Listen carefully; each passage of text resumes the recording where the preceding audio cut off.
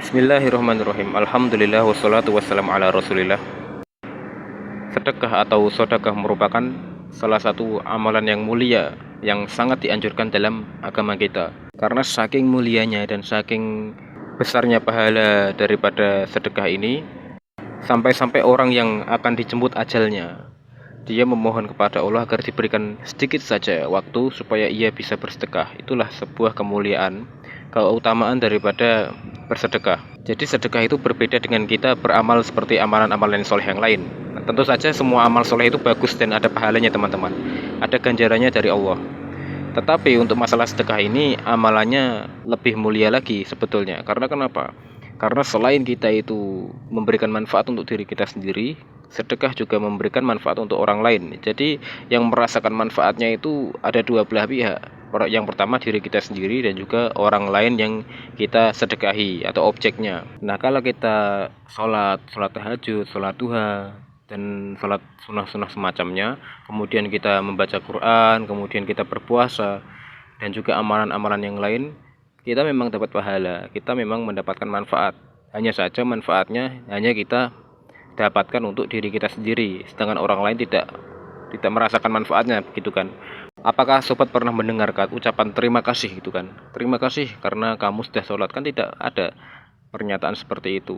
Tapi kalau kita bersedekah, kita mendapatkan ucapan terima kasih. Bukan cuma itu teman-teman. Selain kita mendapatkan pahala untuk diri kita sendiri, orang lain pun juga akan memberikan manfaat. Meskipun manfaatnya bukan manfaat duniawi, tapi kita mendapatkan doa supaya harta kita dan juga hidup kita itu mendapatkan keberkahan. Contohnya seperti ini. Misalnya Anda habis bersedekah sama orang, kasih duit 10.000, kemudian orang ini saking senengnya bilang seperti ini, jazakumullah khairan kasiron. Itu kan artinya bagus, semoga Allah membalas perbuatan Anda. Nah, seperti itu. Kemudian apalagi orangnya sampai berdoa dengan doa-doa yang positif, mendoakan kebaikan untuk kita. Itulah luar biasanya daripada bersedekah itu. Apalagi sedekah jariah itu malah luar biasa lagi gitu kan. Oke teman-teman semuanya, kita langsung ke pembahasannya saja, karena mukadimahnya saya rasa ini agak kepanjangan. Jadi menurut sobat itu, cara kita melihat atau menilai sendiri kualitas sedekah kita itu seperti apa? Ya salah satunya adalah dengan kita menganalisa diri kita sendiri, seberapa ikhlas kita dalam bersedekah. Seperti yang kita ketahui bersama, yaitu rumus yang sudah diketahui oleh banyak kaum muslimin, keikhlasan itu adalah satu hal yang sangat menentukan kualitas daripada amal seseorang. Semakin dia tinggi tingkat keikhlasannya, maka akan semakin tinggi pula kualitas amalan dia. Maka di saat itu pula Allah akan memberikan ganjaran yang lebih tinggi. Jadi yang namanya amalan itu ya ada kualitasnya, ada kualitas 1, ada kualitas 2, ada kualitas 3 dan lain sebagainya. Tergantung seberapa ikhlas dia.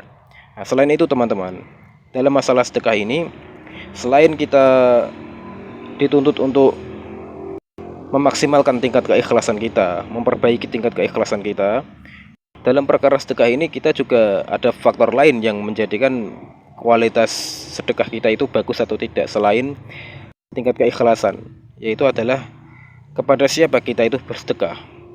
Nah, kalau kita itu bersedekah kepada orang yang tepat, maka tentu saja sedekah kita kualitasnya juga bagus. Jadi itu adalah kombinasi yang sempurna teman-teman. Kombinasi yang sempurna yang pertama adalah keikhlasan, yang kedua adalah kepada siapakah kita bersedekah. Apakah sedekah itu benar-benar orang yang sangat-sangat berhak untuk menerima sedekah dari kita, atau orang yang sebetulnya tidak terlalu membutuhkan sedekah dari orang lain. Nah, jadi seperti itu. Contohnya seperti ini. Teman-teman datang ke warung, ada orang nongkrong, kemudian teman-teman kasih duit 10.000 ke orang itu. Itu kira-kira dapat pahala gak teman-teman? Oh, tentu saja dapat pahala, ya kan? Tapi kalau kita lihat ada orang yang di pinggir jalan yang lagi jualan kerupuk misalnya.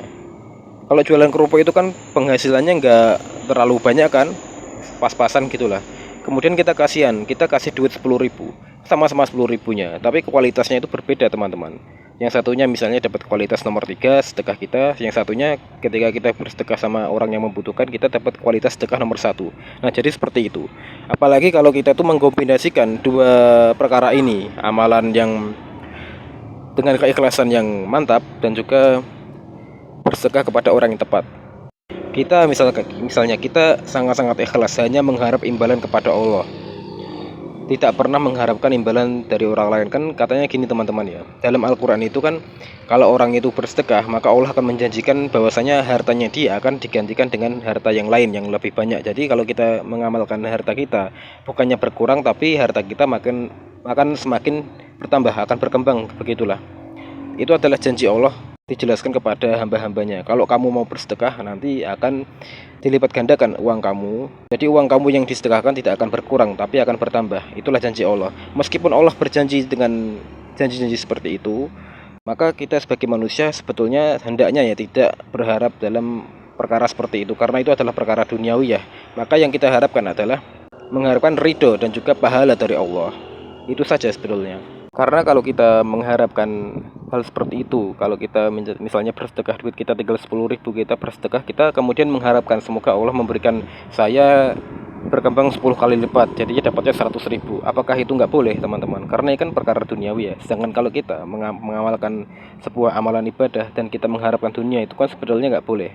Tapi dalam perkara seperti ini boleh apa nggak teman-teman? Jawabannya boleh, boleh-boleh saja, sah-sah saja. Hanya saja ini mempengaruhi tingkat kualitas kita, kualitas keikhlasan kita. Karena kenapa teman-teman? Karena yang namanya ikhlas itu adalah apa? Ikhlas itu artinya tulus teman-teman. Bahasa gampangnya itu tulus. Nah, maka kalau kita itu semakin tulus, maka kita akan semakin dicintai oleh Allah. Kalau kita dicintai sama Allah, berarti Allah akan memberikan balasannya yang lebih spesial lagi buat kita gitu kan. Nah, kalau kita tuh mengharapkan sampingan duniawi, berarti Allah memang ngasih kita pahala, tapi pahalanya nggak akan sebanyak orang yang benar-benar ikhlas dan tulus. Dan kemudian kalau kita itu misalnya ikhlas ya, ikhlas tulus, ikhlas hanya mengharap imbalan dari Allah, tapi kita bersedekah kepada orang yang keliru misalnya, mohon maaf nih, misalnya kita punya duit kemudian kita bersedekah ke orang-orang fasik yang lagi mendem, lagi mabuk-mabukan dalam kondisi sakau gitulah.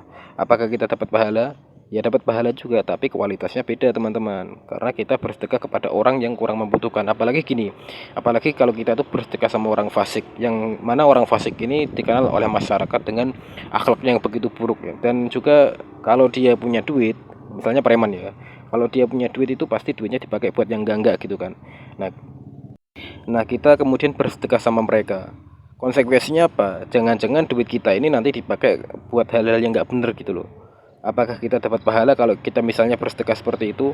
Insya Allah masih tetap dapat pahala. Hanya saja nanti konsekuensinya teman-teman, resiko kalau kita ngasih duit ke orang yang nggak bener, kita ngasih ke orang yang kurang tepat saja, itu kualitas sedekah kita kurang bagus kan. Apalagi kalau kita itu mensedekahkan kepada orang yang mohon maaf nih, orang yang pelaku dosa besar alias orang fasik, itu malah lebih fatal lagi. Jangan-jangan duit sedekah kita bukannya dipakai buat hal-hal yang bagus, malah dipakai buat beli bir misalnya, buat beli minuman keras dan semacamnya, atau dipakai buat judi, kita kan nggak tahu.